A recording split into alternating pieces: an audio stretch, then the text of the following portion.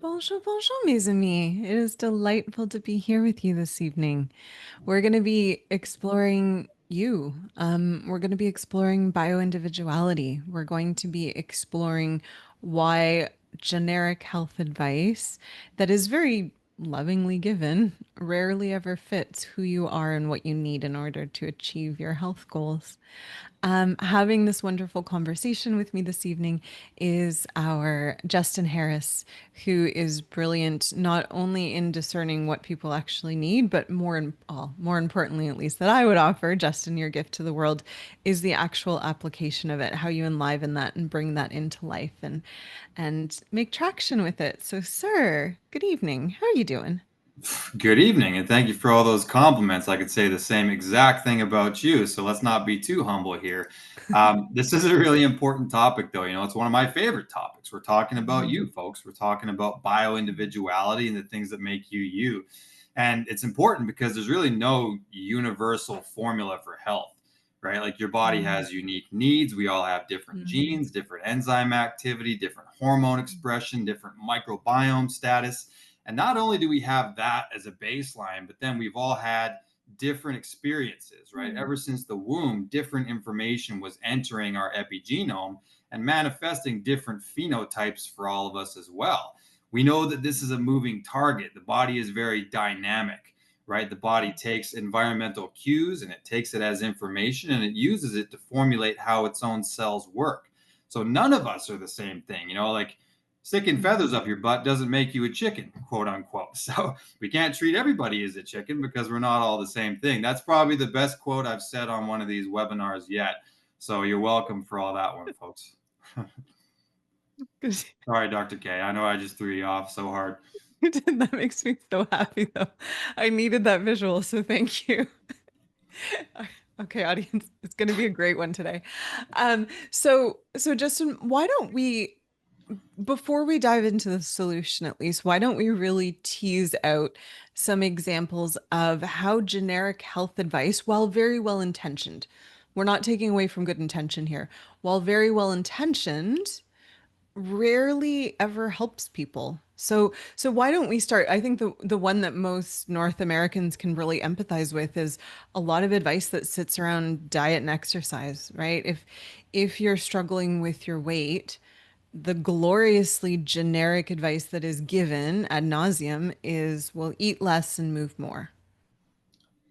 Yeah, and we know that that's at the most basic superficial levels true, right? I mean, the Yeah. body takes in X amount of energy and the body exudes X amount of energy.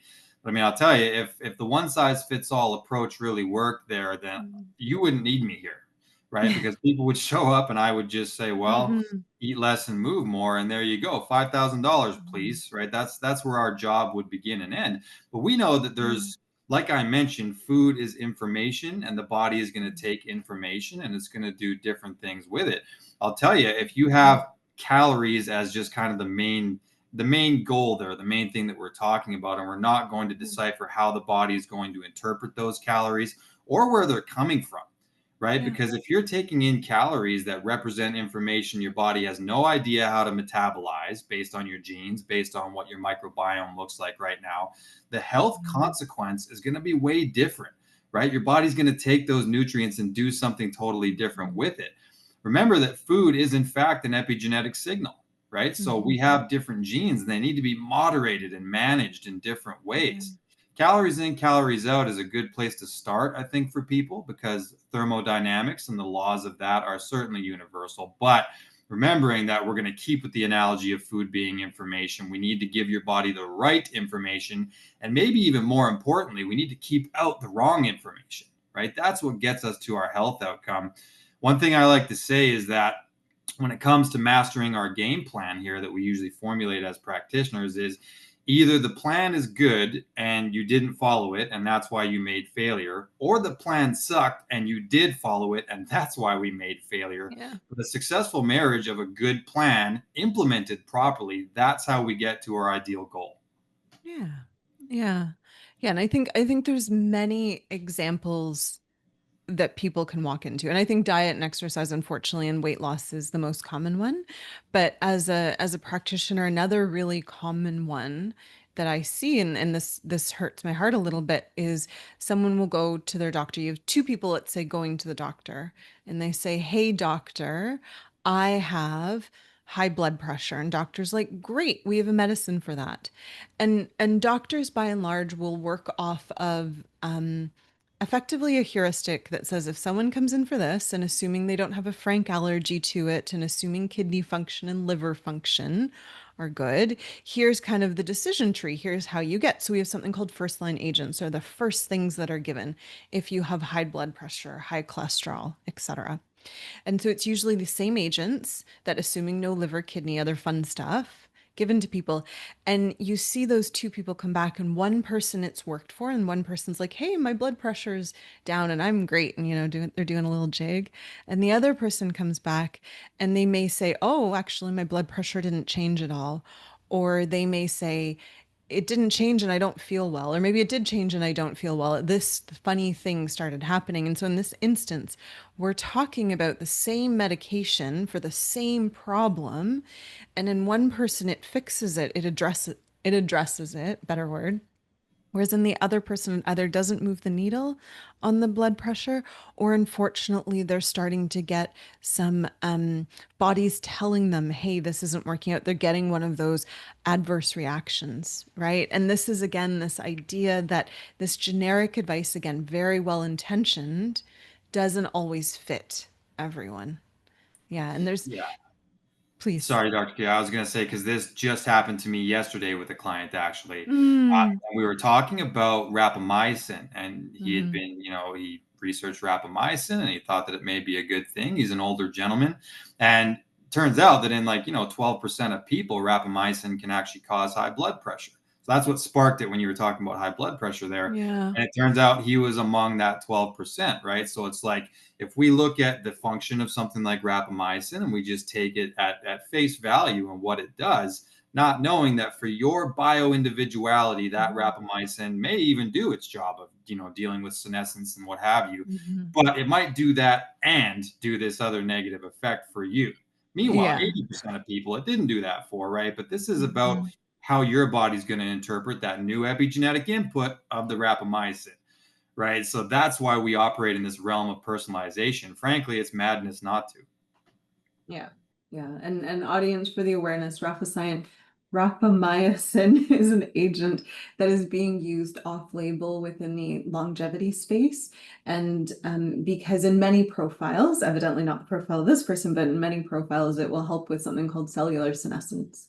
So when you think about getting older, right, cells aren't necessarily dying and being replaced in the same way. And there becomes a problem if the cell dies and kind of hangs out and doesn't get eaten up and thrown out. And so rapamycin works on a few pathways that support getting rid of those dead cells, because when something dies, we truly do want to get rid of it. So there's space for new growth. The plant moms and dads out there know exactly what I'm talking about. You have to clip off the old yellow leaves in order to have space for new green leaves. Yeah. Another example, and I think another example of this, Justin, do you want to talk about the biome and how the biome, all the fun little critters that live in our gut, really, really, really change your bioindividuality and how you're going to respond to food and medication and all the things, to stress? Yeah, absolutely. And stress is a big one, right? And stress also comes in so many different forms, and it comes at us ever since, the day that we're born. And in fact, even before that, right? Even mom's stress can have influence over the microbiome. So it's this constant moving target. And as far as the microbiota that are in there, they're constantly having this turnover effect that exists, right? Mhm. So they're living and they're dying. And in fact, even in the stool, there's ones that are alive and there's ones that are dead, and understand that microbiota do different things, right? Some of them are there to help, produce short chain fatty acids and help with anti-inflammatory effects. Some of them are there to help ferment carbohydrates. Some of them are there to harm the host, right? There's opportunistic and pathogenic bacteria that exist in there, and there's ones that are quite good. And we're aiming for biosis within that whole realm. But I'll tell you, the amount of things that you eat, right? The type of things that you eat, they're constantly feeding or killing off some of these different microbiota. So it's very much a moving target. Also, our food sensitivities can change over time. Our mucosal layer can change over time, allowing more pathogenic species to enter and perhaps not allowing some of the nutrients to get in, because the mucosal layer has kind of a paradox role there. We have different stress. Some people have very different stressors in their childhood. And just that and getting cortisol dominance happening as a young person can totally change the way that your microbiome may have been, right? So we have to always take these kinds of things into account. When you got a lot of cortisol, it's going to decrease secretory IgA, which is one of the main defenders of the gut, and your gut is the main part of your immune system. So this can kick off all kinds of autoimmunity and issues in people. And if that person, this is really interesting, if that person did not go through those stressors, they may have had a completely different microbiome makeup when they're 30, 40, 50. Right? So it's a moving target. It's very dynamic, just like the rest of the body. And that's why we have to make sure that we're addressing this on an individual level, right? Like we have this Gut 360 premium test that is one of those things that I recommend people do as sort of a maintenance strategy, right? Because you can see how it's changing and how the different epigenetic input that you give it is influencing the microbiome, because it's going to be different this year than it would have been 3 years ago. Right. And that's why we need to constantly keep our hands on that. The genes themselves won't change. However, the microbiome is a different animal altogether. Yeah. Yeah. Yeah. And I think the microbiome to me is this really interesting thing that not only will dictate really the immune system, right? Because we know it's what founds the immune system, or will dictate what nutrition you can pull from food. I think some of the more fun things too is it really influences our experience with supplements. So for example, curcumin is one of the most popular supplements out there. Everyone's kind of read a story of how it's anti-inflammatory, it's a longevity agent. And while it will depend on the formulation you get, when you take a curcumin supplement, usually only 1 to 20% of those curcuminoids are actually absorbed into your body. The balance sit in the gut. And most people are like, shoot, I'm, peeing or pooping out all this expensive supplements. But no, what's actually happening is that's being taken in by the gut bacteria. And then that then triggers immune signals and other signals within the body. So what is happening with this really cool plant and the buggies within, and the buggy population will matter, right? We're talking about good buggies. They take this in, they take this as a signal for health, and they will upregulate a lot of anti-inflammatory or positive immune reactions. Right. But if you have a more poor biome there, you're not going to get the same triggering effect. Can it help shift that? Sure, amongst other things. But to me, this is one of those really interesting things that if you're not considering what is going on in the buggies, right, it shifts how you receive what you put into your body, which to me is just the complexity abounds, and it's delightful and sometimes overwhelming, but I would offer erring on the side of delightful.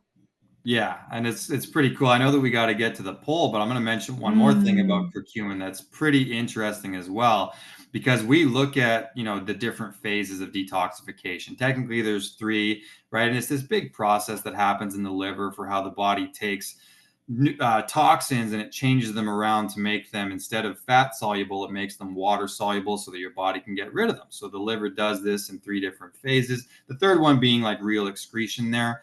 But we know that different nutrients, right, different nutraceuticals can actually impact the different phases. And within the genes, we're looking at different phases of detoxification. And an interesting gene is called CYP1A2. It's part of the cytochrome P450 family of genes. And we talk about it a little bit more as far as caffeine metabolism and other stimulants as well, ephedrine and kratom and whatever all you biohackers are up to these days.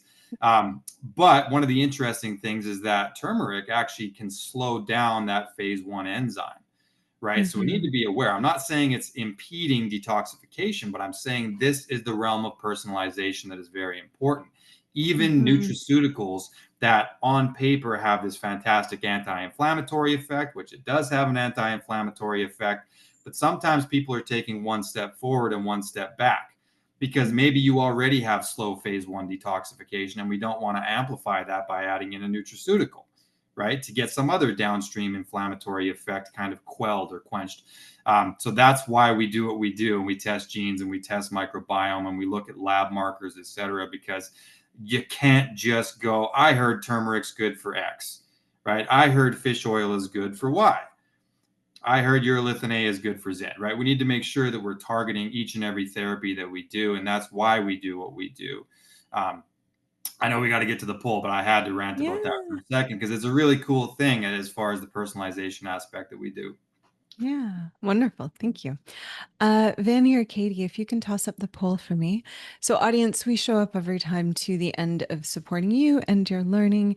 And so we really try to understand what you want to learn from this session. So I'm going to go through the poll questions, but feel free, please do engage with us through the chat, through the questions and answers. Again, it's really, really important to us that you're part of this and that we're speaking to what you want to know. So use your voice, or at least use your fingers, I guess. Use your voice, use your fingers. Same, same. The first question we asked is, when you hear the advice, just eat less and move more, what's your first reaction? And I'm grateful, audience 62% saying oversimplified. So we're preaching to the choir, and I'm grateful to have a choir present.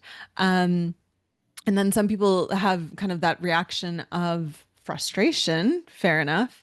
16% is almost saying I have I used to believe it. So there's a little bit of I unfortunately, my bubble got popped there. The next question we asked you, audience, was, have you ever followed a diet or a fitness plan that just didn't work for you, even though you truly did adhere to it? 46% of our audience is saying yes, more than once. So there is that good faith put out several times. And so Justin, let's make a special note to make sure we go through diets and how genes and biome in particular can really influence which diet is best to whatever your health goal is. I think I'm seeing that as an important thing for the audience this evening. The Yeah, next, and that really strongly speaks to what I said earlier in the call about, did the plan suck and you followed it? And when I say sucks, I mean sucks for you, right? Or it was the plan good and you didn't follow it. In this circumstance, it's the plan sucked for you and you did follow it and you still made that failure. So again, personalization is the name of our game. yeah. The next one here is, which factor do you think plays biggest into health outcomes? And our, oh, audience, stress and sleep. Look at you guys. I love Oh, this. It makes me happy because I feel like that's part of our mantras here, in the sense of, if you want to fix anything, you got to start with sleep to a certain extent. To a certain extent, everything, we're not going to offer a general piece of advice with that awareness, but I think even if you can achieve the sleep, that's huge information that helps you move forward. Nutrition quality and genetics also play big deals, according to the audience, both of which I agree.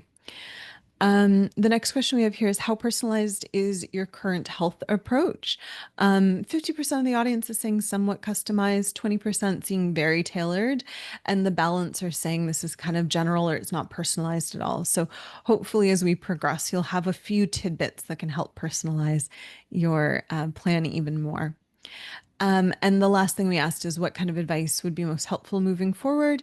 And 57% of the audience wants a deeper understanding of their biology. So, audience, why don't we kick off with that, Justin? I think before we move on to how the solution of it, I just want to offer one more example. I think that's really important when we think about biology and how biology can shift everyone's experience of things. Um, I think when it comes to mood and behavior and our experience of the world, genes really, really influence that. And genes can be one of the reasons that if two people are exposed to, heaven forbid, a horrific car accident, and they bear witness to this car accident, right? Genes can be one of the things that speaks to the one person who walks away completely traumatized, unable to process that stress, and that stress becomes part of their biology, compared to the person who sees it, is obviously moved, needs to recover, but is not kind of held and bound to that event, to that trauma, in the same way as the other person. genes can really speak to that. And Justin, something else that you mentioned will also really, really influence that. That being that first 7 years of life, those childhood experiences, because we know that will curate the biology of the gut. And importantly, audience, hear this. This will also curate how you are expressing different genes. Even some people who have the same gene aren't necessarily going to be expressing that gene the same based on childhood. Okay. And so audience, again, it's really, really important to hear that as you're exposed to things in the world, we can't control that, but we can control what we know about ourselves and how we leverage that in order to respond to these different events. Yeah, Mm. absolutely. So it's called a precipitating event, right? And it's Mhm. like it's a weird thing. The brain almost takes snapshots of certain memories and things. There's a Mhm. thing called an EMI. It's an emotional memory imprint. And when you experience something traumatic, especially in childhood, the brain kind of has this weird system for remembering it. And what we've found is that people that have deletions, especially in a gene called ADRA2B, that's the noradrenaline receptor. So some people just genetically they're not wired to process noradrenaline particularly efficiently. But people that have deletions there, right? This is in your mood and behavior profile. If you have D's in there, especially if you have two, that represents a double null. And it means that basically your body does not process that noradrenaline that comes up when you have a traumatic event take place. And so for those people, that EMI gets that snapshot taken and it's in the most like dramatic lighting possible, right? And it's got the most dramatic music playing in the background possible. When you go to remember that event, it's haunting, right? Like you don't ever want to experience that again. And that's where we find these predispositions towards PTSD and things like that, like the more serious consequences. I'm reminded of people that even have things like psychopathy or narcissism, right? It's like there's a genetic predisposition there. But usually, if that person has that predisposition and they don't have any sort of precipitating event to kind of kick it off, they might still live the rest of their life perfectly normal. It's really interesting if you watch like serial killer documentaries and things like that. Like I remember Richard Kuklinski, you know who that is, the Iceman. I'm getting off topic, but either way, No, uh, no, it's okay. I'm just not cool. I don't watch TV. yeah, so he was interviewed by a psychiatrist, and they were talking all about this. And he basically said, you know, you have these predispositions that exist in you, but because you also had violence in the household growing up and things like that, that was the precipitating event that kicked it off, right? And if he had like a really good, you know, nourishing household, even with the predisposition, it may have just remained dormant, and maybe he'd be a friggin' mailman right now instead of someone who murdered 100 different people, right? So that's the reality, is that we're talking about nature and nurture. They're married. Mhm. We have nature, but then the nurture is what kind of kicks things off and makes them kind of manifest into reality. And it's no different when it comes to the emotional processing centers of the brain.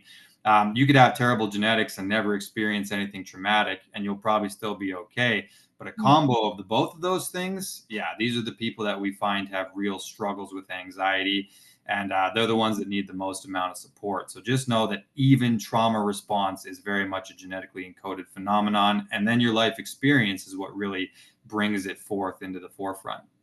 Yeah. And I would offer, unfortunately, question mark, it extends even beyond just the mood and behavior of it all. There was a study that looked at women with endometriosis and things that contributed to the presentation of. And it was found that women who had traumatic events within their childhood had a greater likelihood towards having endometriosis later on in their life. And so, audience, hear me when I say this, none of this is to say that your childhood exclusively determines your life, or your genes exclusively determine your life, or your gut biome exclusively determines your life. The reason we are bringing up all these different points is because there's so many things, so many wonderful things that contribute to the person that is sitting and watching this webinar right now, that also means there's so many different ways to go about supporting yourself.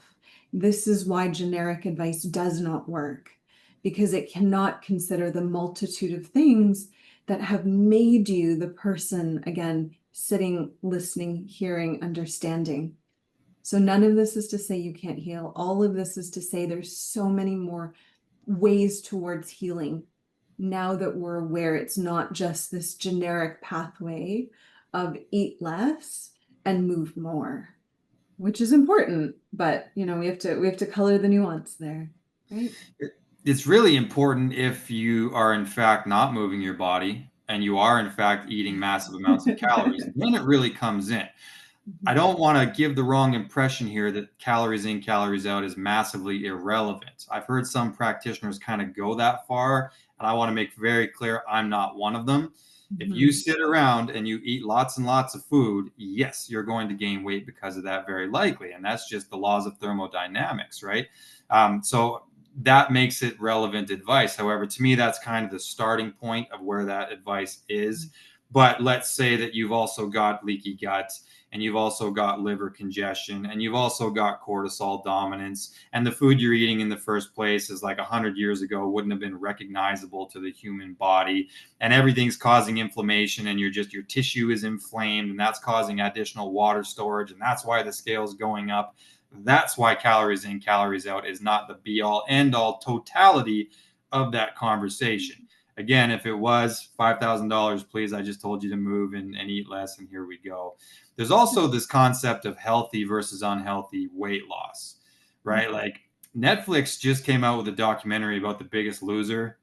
I'm guessing you haven't seen it yet, Dr. K, because you don't watch lots of that stuff. Neither do I. Oh, but I think I remember that TV show. That was like a TV show that like people were challenged to lose weight, right? And like I guess whoever lost the most amount of weight got some sort of prize. Yeah, they got like 250 grand or something like that, but it Oh, was wow. Okay, not and that was bad, a right? long time ago, so that would have been a decent chunk of change. Yeah. Yeah. Now that barely buys you a cup of coffee, but really, I'm when you trying to look get you at least half a mil. at when you look at the approach they took, it was kind of madness. They were people were fully obese on that show, right? I mean, you couldn't have been on that show without being obese.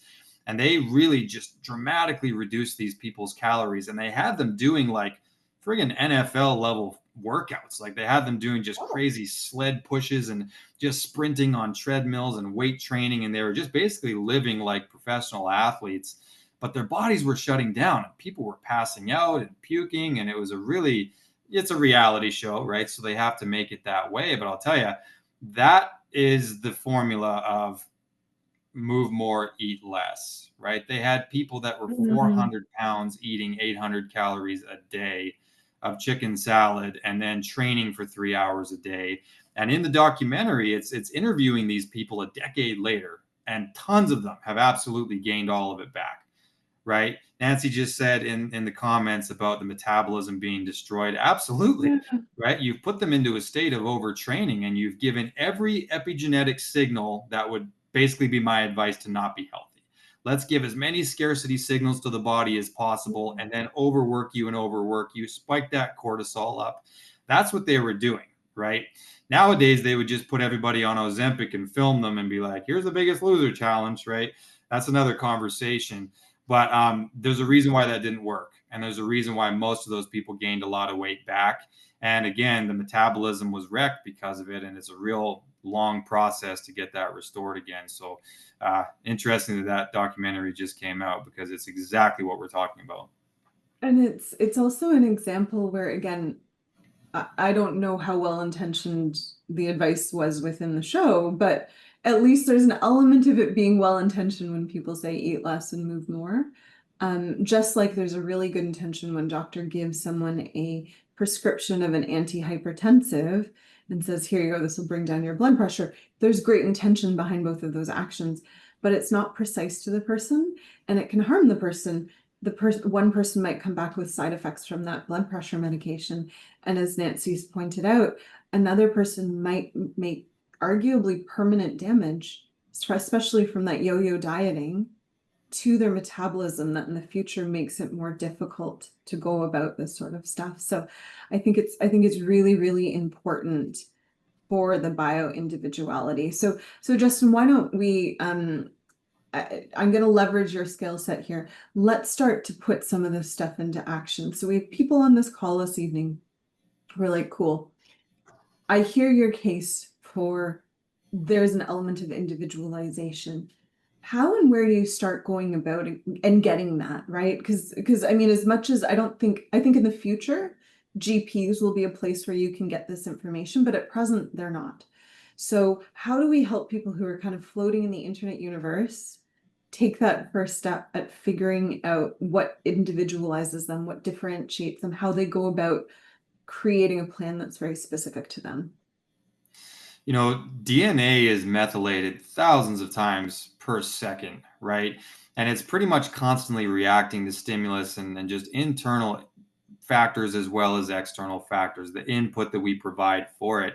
And when we provide the same input over and over again, we create these methylation patterns, and the body kind of creates itself based on those methylation patterns. So it's like the old saying, like nothing changes if nothing changes, right? If you're doing the same thing, your body has established a pattern there for what to do with the same thing, and it no longer has a reason to react. So to me, you know, when I'm looking at weight loss equation, for example, it's like I need to now introduce a new methylation pattern. I need to give this body a different kind of input, because then it's going to start changing, and that's how we're going to start to manifest the new level, right? The best version of you is only going to come out when we give you the best possible input. So I look at the macronutrient genes, you know, pretty early on in my conversations, just because if the average person is eating 3 times a day, that is 3 opportunities per day for us to provide an epigenetic input that your body's going to do some shit with, right? So that's low hanging fruit to me, because that's everything eats, usually more than once a day. So if that's wrong, that's something that we need to tackle right away.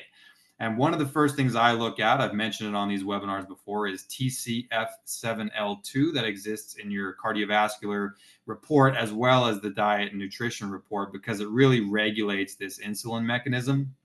Mhm. You're dysregulated there, there's like a 1.5 times greater insulin response as far as the input of macronutrients that trigger an insulin response, right? So that's, again, the calories in, calories out thing is very different for different people, because someone could be regulated for the insulin response, someone else dysregulated, and the same pattern, the same theme, the same plan is going to have a drastically different effect on blood sugar, right? So that really manifests as weight gain for a lot of people. So I look at that first. Is that regulated or dysregulated? If not, total pain in the ass, and we better do a few things regarding blood sugar regulation, right? And I also take into account stress levels and stuff for that as well. Once we've established that, now let's figure out, does your body do better metabolizing starches as its predominant energy source, or do you do better with lipids, fatty acids as your predominant energy source? There's room for metabolic flexibility here, and that's part of what the coaching is about. But if I can at least get that in alignment, right? Shout out to Tracy Wood, because she loves my saying, energy, thoughts, and actions in alignment with the results you want. That is dietary alignment, and that is alignment with your assignment, because you were assigned different genes than I was, right? So we get our diet in alignment with those genes, the body's metabolizing the right macronutrient ratios, and just like that, we've tackled some of the low-hanging fruit. You talked about putting feathers up a butt. I already know Tracy's new favorite phrase. Yeah, that's a gooder. I'm going to say it again one of these webinars, I bet you. Please do. Right. So from your perspective, it's really looking into genes that individualize people and then creating a plan around that, right? And so that's kind of that life plan, that blueprint, if you will. So it's looking to genes and then optimizing a plan against that, right? It is, and it's also clinically correlating with the lifestyle, right? Because it's like part of our intake is, you know, there's these big long questionnaires. I know everybody's irritated when they have to do those things, me too, but it's very important, right? Because for me to know as many metrics about you as possible coming in to our first session, it helps me to correlate, because if I look at your genes and I look at you and you're already totally in alignment there, well, now I have no choice as a practitioner but to dig deeper. Usually that's not the case, right? I mean, people have poor starch metabolizing genes, and they're like, yeah, for breakfast I had toast and I had, you know, oatmeal, and then I had potatoes. And it's just like, okay, so 3 times a day now, you just told me that you're out of alignment with your assignment, with what we're trying to do. So I like to really see what people are doing first, and then we use the genes and we connect the genomic pathway to the cellular pathway, because you lived yourself right here. and we're going to live you right back out of that and get you to where your goal is. But I need to know everything about you first. And the genes give me a heck of a lot of insight as to how your body is working and should be working. Yeah, I like that. And I think the next element I want people to consider, because we did talk a lot about biome testing. Cindy, I see your question. I'm actually going to pull it out and speak to it a little bit earlier, because I think it's relevant right now. So Cindy's asking the question of what type of results will the microbiome test give that regular DNA tests don't give? So thank you again, Cindy, for that question. The audience, if you have any questions, do not hesitate to toss them into the question and answer box. So Cindy, when you do a microbiome test, this is going to be, I apologize for the crudeness of this, it's effectively sending in a fecal or a poop sample to a lab. And what the lab is then looking at, it's actually not looking at your DNA that maybe like a cheek swab would get. Instead, it's looking at the DNA of all the bugs and the viruses and everything that is in your poop. It effectively ignores the foods, like the undigested food, and just looks at the poop, the biome of the DNA of the poop. And from that, and this is really what is cool about the testing that we do. And I say this as a nerd because, so audience, I'll be really honest. I'm a naturopath. I've been practicing, I think, for 10 years. I don't know. Someone should do the math on that. Maybe in and around 10 years. And when I first got into practice, biome tests were really big. And it was something I really struggled to bring into my practice. And the reason was I had computer science training. I knew that within our biome, we had billions, if not trillions, of little buggies. And I'm like, but these tests kind of only look at 2 or 3 things that we have research on. We don't know the full picture. I don't really have populations to compare. Like in my mind, it wasn't that it was bad testing. I want to be very plain about that. I thought it was powerful. It's just it didn't, my brain did not have the analytic power to look at it in a way that you want to look at it. So thank all the computer gods that be, we now have AI. For better and worse, AI is here. And the cool thing with AI, especially when it comes to biome testing, is it can do 2 different things for us. First of all, it is spectacular at crunching those big numbers. It's spectacular at saying, here's all the millions of little buggies that live in your gut, and here's the populations, and kind of figuring out the patterns at that level. But another really, really cool thing is that we now have large language models, kind of think about a ChatGPT, if you will, that are able to ingest and understand the profoundly quick-paced literature that comes out around the biome.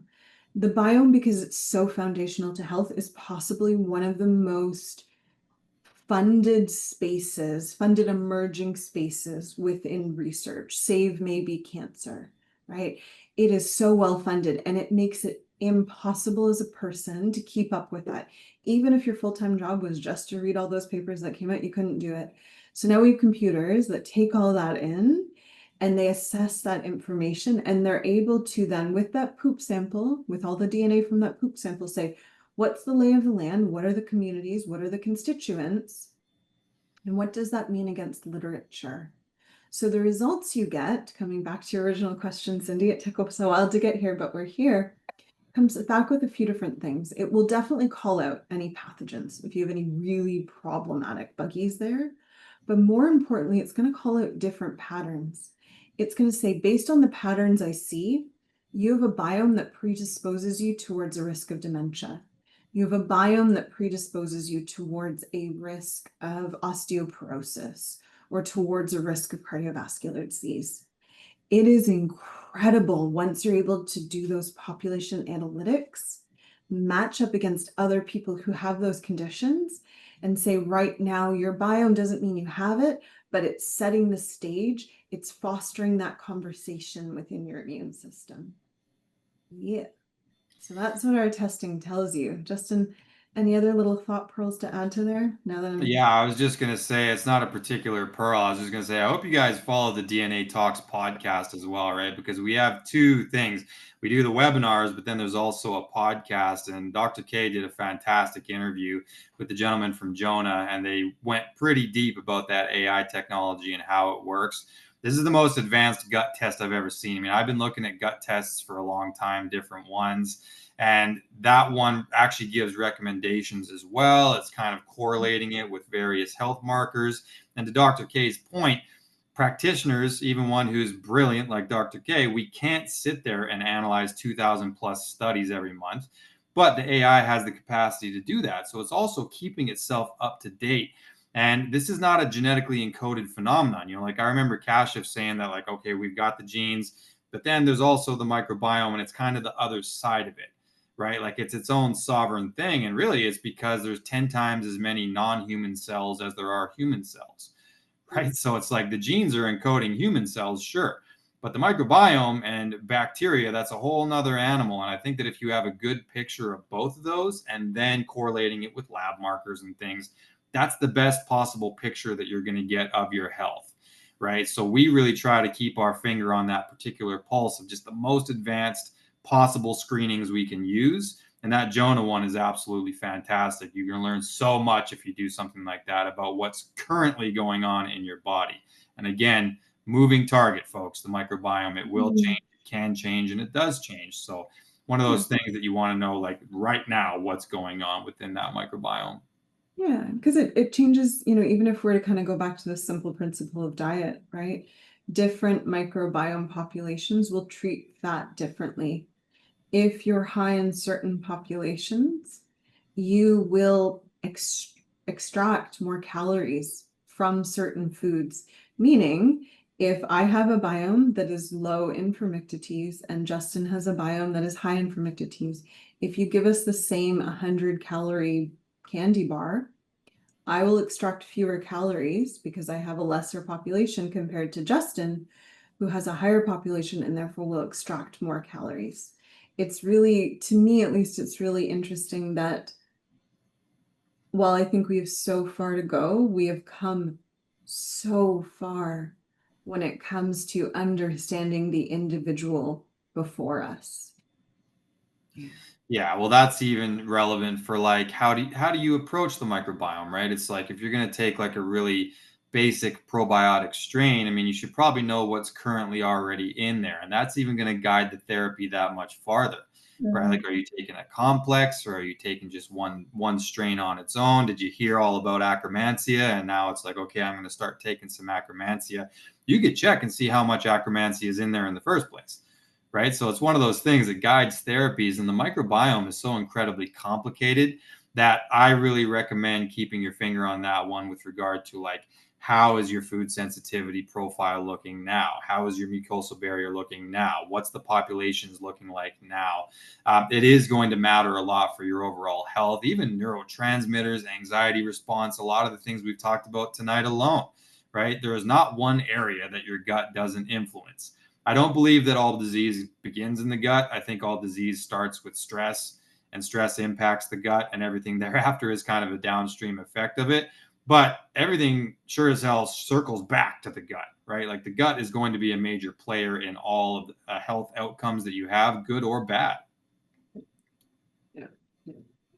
All right. And the last thing, at least before we jump into questions and answers, I want to make sure we're paying homage to pharmacogenomic testing. So this is getting to where we talked about, you know, two people go to the doctor with the same concern and one person is helped by the medicine and the other person not so much. And they have to add in maybe a second agent, or maybe they have to change agents, or it takes a while before they get to the point. Right now, from a genetic perspective, we're getting closer and closer and closer to the point of being able, using genes, to determine which medications are a better first start for someone, right? There's a lot of other considerations. So this is something that this is one tool a doctor would use, but it's an incredibly important tool.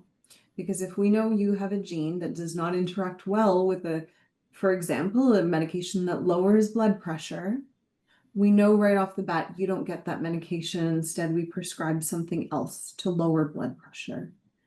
And from my perspective, this is one, especially as we have an aging population, that the medical model right now supports taking a lot of drugs.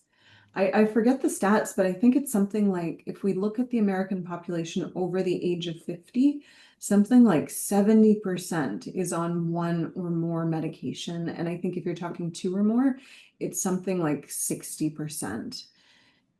Americans, with no commentary as to whether this is good or bad, they're on a lot of medication, period. And so in my mind, knowing what medication works best for your body is the bare minimum there to that bioindividuality conversation. Yes. Yeah, well, especially to your point, if there's several medications going on and perhaps you properly metabolize 2 out of 5, we know that there's contraindications and we know that they, react to one another in the body as well.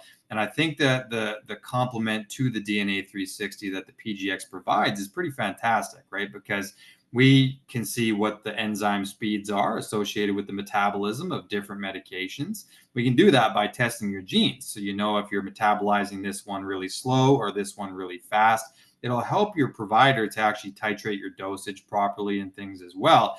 But to your point, as far as like blood pressure as an example, we can complement the PGX with the DNA 360 as well by understanding your nitric oxide genes, by understanding your ApoE, right? By understanding your PCSK9, your ACE, all of these different genes that we look at with regard to the cardiovascular puzzle, right? So if you have high blood pressure and you're on a medication for it, we can get you on a better medication possibly if there's a genetic red flag there, just by sharing the PGX with the prescribing clinician. But then we can look at the function of the system in the first place that has been compromised, right? Why do you need blood pressure medication? Why is it high? Well, it's possible that there's calcification going on. We can have an understanding of that based on your detoxification genes as well as your ApoE. Do you have suboptimal nitric oxide? And is that making it so that there's not proper dilation taking place? There's natural things that we can do to help assist that part of your cardiovascular system. So my goal as a practitioner has always been to reduce the amount of medication people require to be healthy and to optimally function. And so the genes give me so many different insights as to how those systems are working that it makes it less likely that you're going to need it later on in life as well. But then if and when you need the medication, pharmacogenomics is fantastic because it allows you to know, okay, this brand is going to metabolize appropriately, this one not so much. And you can just take that information to the prescribing clinician, and hopefully they're open-minded enough to say, all right, let's go ahead and try this one instead of that one. Reduce the likelihood of events going on, different what's it called, Herxheimer reactions and things like that. Yeah. That happy little German fellow that everyone grows to be fearful of. Yeah. I like that you brought in the idea there though, Justin, of hopefully preventing the hypertension even before it gets to that point. But audience, I really want you to hear that even if you are at that point where there is hypertension and maybe even there is some medication agents being used, your body has the capacity to change. And I think that's really, really important to hear, that if you don't want to be in that state anymore, you can work with providers and change that. I think a really fun example of this that I read the other day was, it was a group of older adults. I think they were between the ages of 65 to 70. And they were exercise naive, meaning they were active, they had mobility, but at no point in time did they dedicate a part of their day towards exercise, right? Like their exercise was kind of bringing in groceries from the car, that sort of thing. And it asked the question of, if we put them on an exercise regime, can we actually change things within their body? And we don't want to necessarily just change weight, right? We want to dive deeper in what are some healthy things that older adults need. So they looked at hippocampal size. Okay, hippocampus is part of memory and movement. It's in the back of your head. And they found that these older adults, this is again important, 65 to 70. So kind of a group of people that we already think can't give an old dog new tricks. 65 to 70, they put them on a pretty intensive cardiovascular exercise regime, meaning they were doing cardiovascular exercises 3 or 4 days a week. I forget what it was, but 3 to 4 days a week.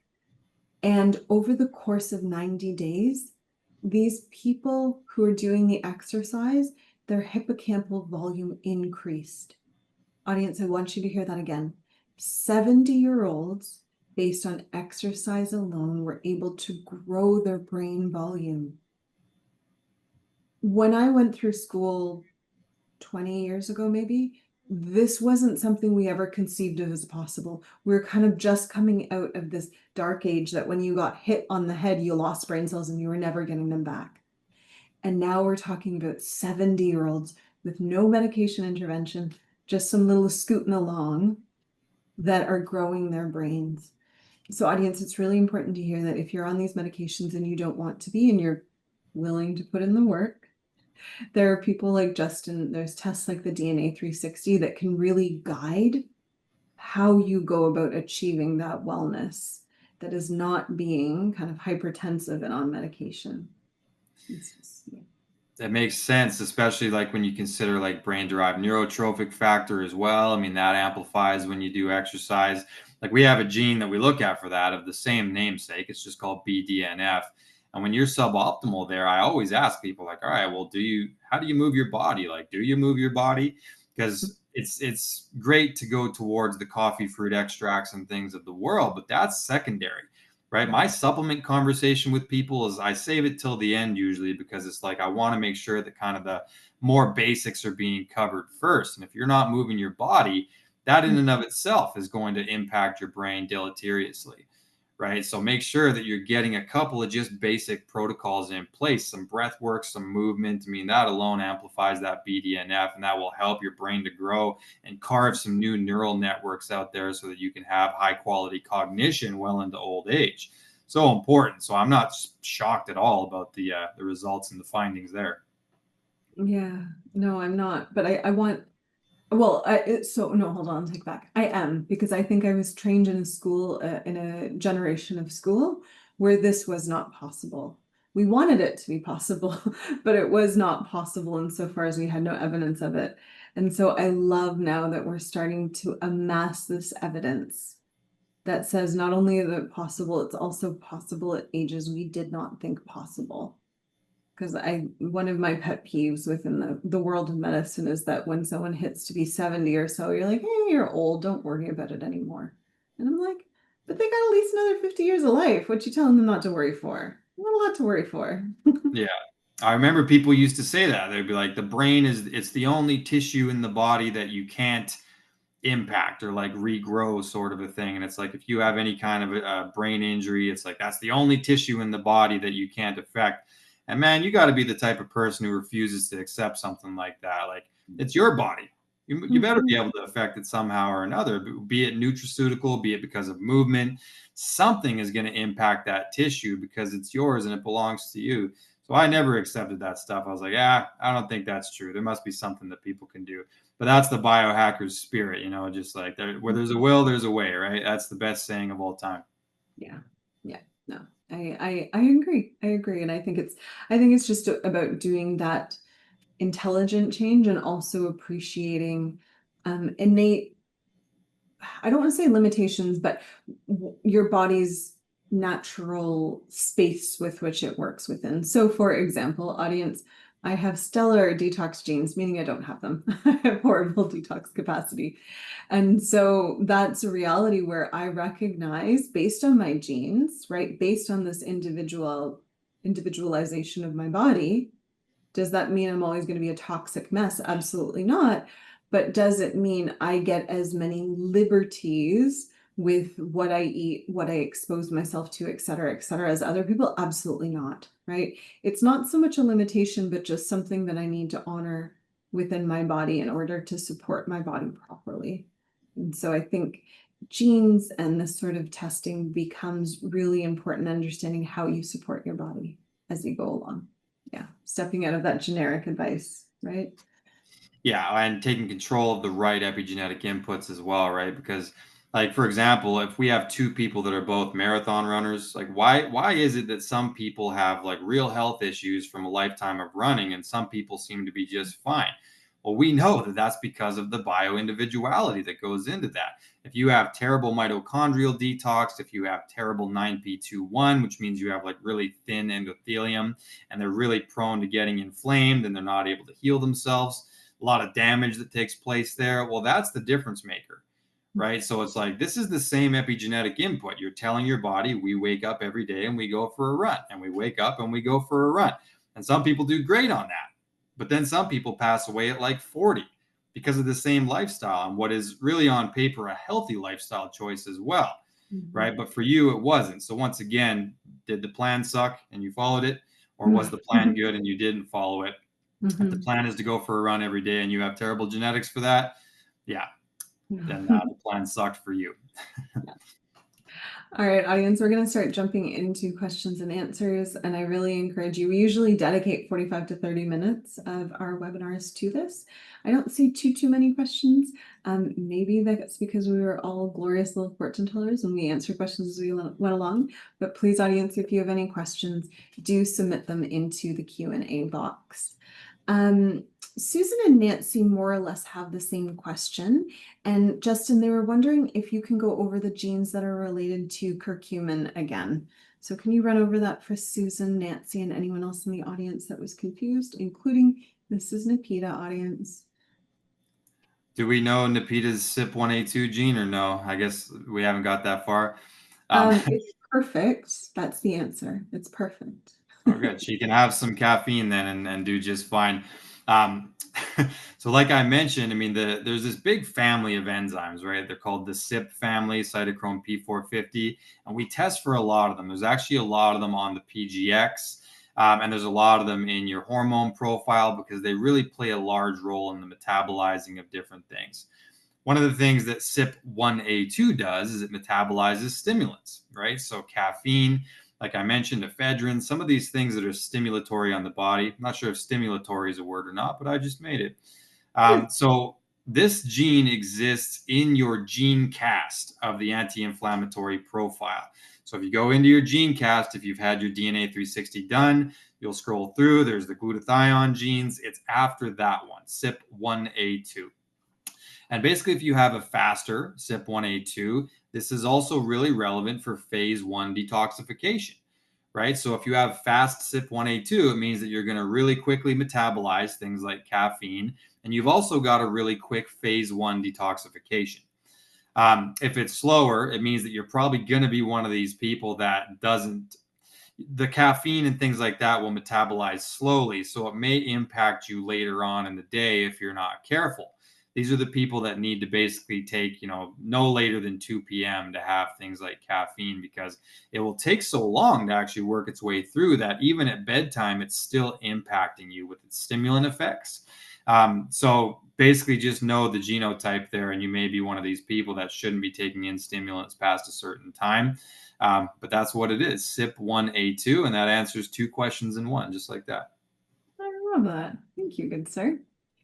This is a bit of a comment, but Nancy, I think when we were talking about cardiovascular, Nancy's making the comment, weights, and more weights. Creatine is also exploding too. In regards to weights, absolutely, yes. In particular, and especially for women in their 30s, 40s, 50s, 60s, and beyond, because the 30s and 40s and that muscle you're able to put on before perimenopause, this is important, will really curate your muscular capacity once we've hit peri and menopause. So weights in particular for the females out there, as well as the postmenopausal, we want to stave off osteoporosis.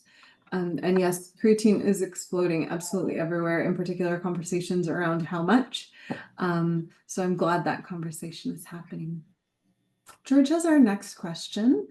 George is saying, I saw it is said that for weight loss or gain, that what plays a bigger role more than exercise and dieting is the amount of healthy functioning mitochondria. With the product, and I think what George is saying is this was also said though by a company that offers a product that increases healthy mitochondrial production with certain herbs. What are our thoughts? Oh, sir, I have some thoughts. Justin, would you like to offer your thoughts first? Oh gosh, which area to rabbit hole with it is really what I'm trying to decipher right now. Go ahead first, Dr. K, and I'll chime in if I have anything cool to say. All right, George, I'm going to get out my little soapbox because I think this is really, really, really important.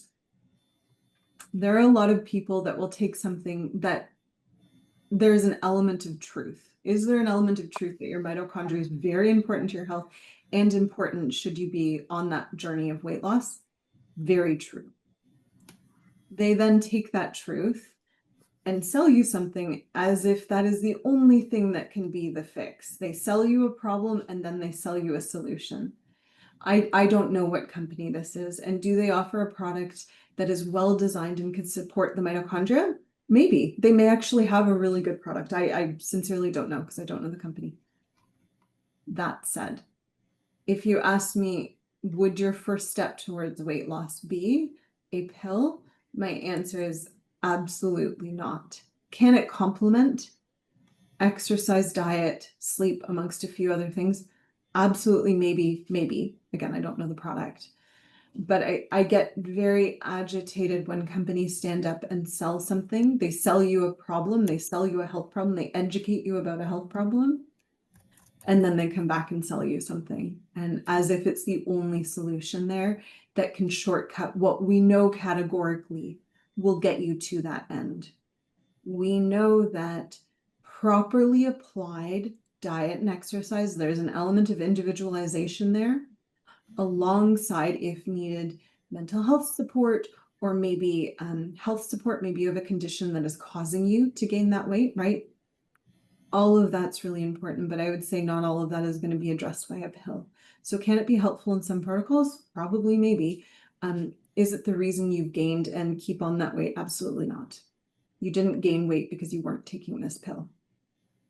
Yeah, Justin, I'm going to get off. Well, that was definitely a great point in an area that I was considering going. The other thing I think to say is that the best thing you can do for your mitochondria at a baseline is to, in fact, exercise, right? That's like one of the things. So it's like, to Dr. K's point, it's like we need to get some of these things in alignment first before we add in the nutraceutical kind of side of things. Exercise to me is more important because exercise is going to grow the number of mitochondria that you have in there in the first place. Right. So if we add in these different things that are going to be doing the burning of the fat, et cetera, then that's going to play the biggest role. If you've got that in alignment, then some of these mitochondrial support supplements can certainly be of value. I've dabbled in all manner of them, NAD precursors and urolithin A and methylene blue, and the list goes on and it goes on and it goes on when it comes to these things. But at a baseline, I wake up at 6 a.m. every day and I lift weights, right? That's what's up. And that's what's going to do the best thing possible for your mitochondria, and everything else is a complement. But you don't want to do this in reverse. You don't want to add the supplement before you add in the lifestyle behaviors that support it to its best. Beautiful. Merci. And George, I hope that answered our question. Lynn is asking the question if we can specify the alleles for CYP1A2, which letters show fast versus which show slow. So Lynn, for CYP1A2 fast, you're looking for AA or Andrew. For the slower side of the world, you're going to look for CC or Charlie. Okay. Yeah, and I believe AC is also considered slower, right? So that would mean that the A is a little bit more dominant there. So if it's anything to do with the C, that's going to slow it down that little bit. So AC or CC. Merci. John is asking a question. John is asking, for the DNA 360, where are the samples analyzed? Do you need to ship them to the US from Canada? So a Canuck. Hi, John. And yes, so our lab currently is in the US, and so you would be needing to return the kit back to the US. If you have any struggles or questions about that, in particular around any border, I believe we have that all sorted out, but don't hesitate to reach out to us. You can reach out to us at clientcare@thednacompany.com. And they can, we're very well versed in getting kits in from other countries. Yeah. So I hope that is helpful, sir. I think that might become the end of our questions there. Are we missing anything? Yeah. I don't see any more. It looks like we nailed it. Thank you, everybody who contributed there. Yeah. Oh, I guess one other question we're getting from Sil. I hope I'm saying that right. Do you have a sample report for the DNA test? Yes, we do. If you want to go to the DNAcompany.com, And Vanny or Katie is going to put this in the chat for you right now, so you don't have to kind of Google this. But within our DNA 360, if you kind of use our website to get to that, the test page, there is a sample report that is available to you. So our reports are offered through two different avenues. One is a portal that's online, meaning you looking at a computer screen and you can scroll through it.